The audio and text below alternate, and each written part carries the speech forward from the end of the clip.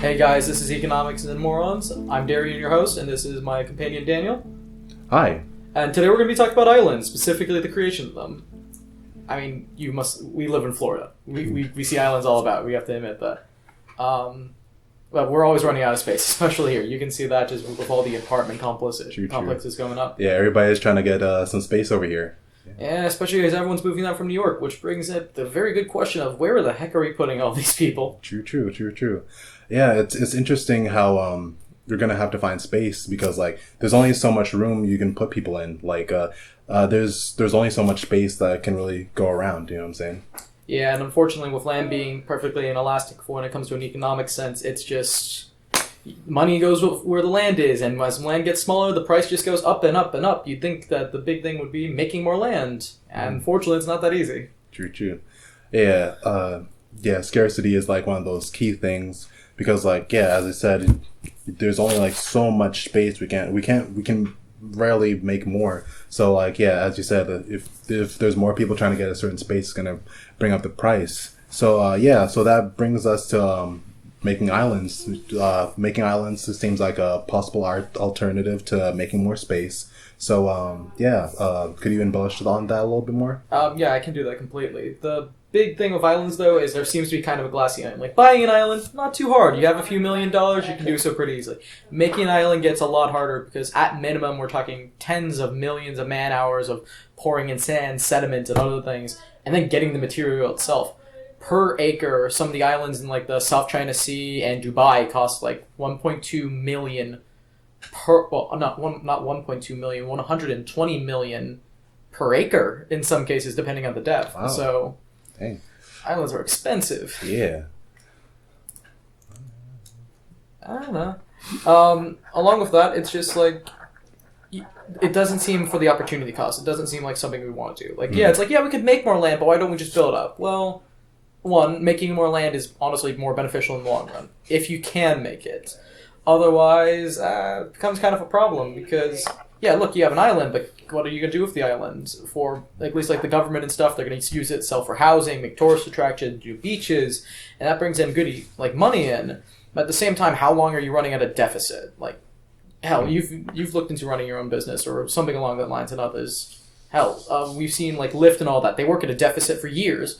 Imagine something on such a grand scale where you just put $1 billion into making this big patch of ground with nothing else on it, and that's before you can make anything on it. True. So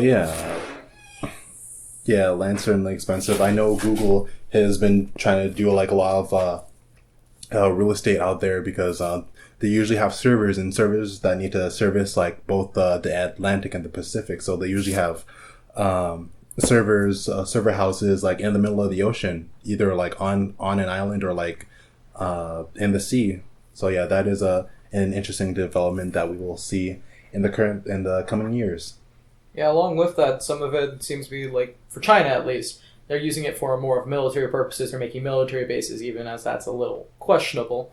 But it's not good for the economy. They're honestly sinking so much money into it that they're essentially running at a deficit, and they're not going to recover from it. They're hoping that it actually provides a return, where it's probably not.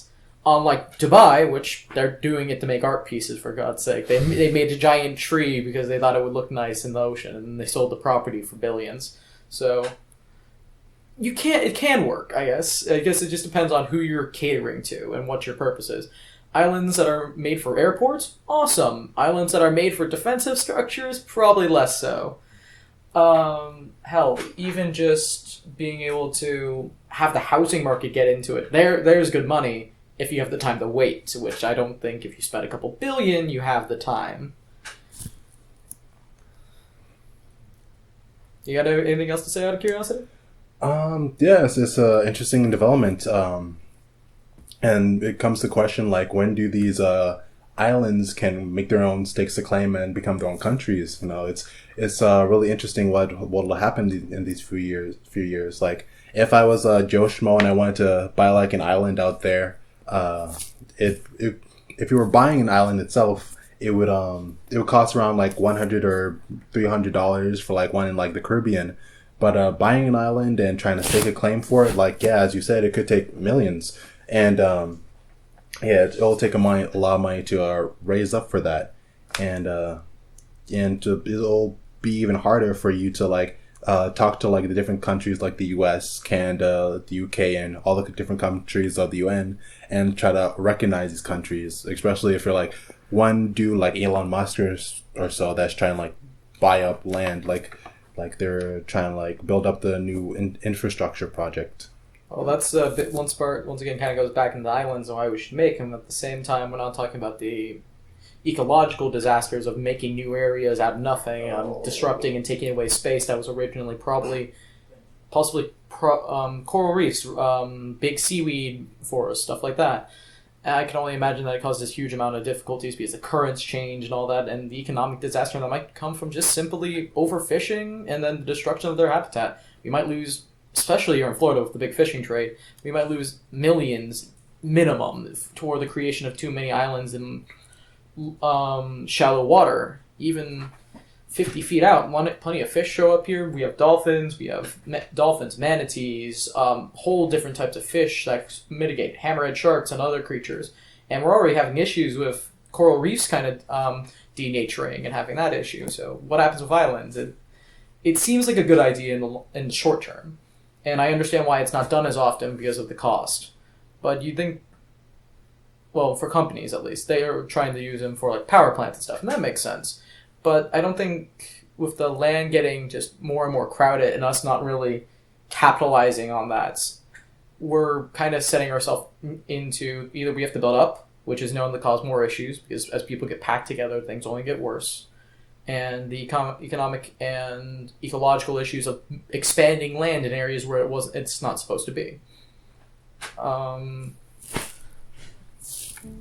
Besides that, I think we've covered everything else. The economics that comes from just everything all along the lines of building islands.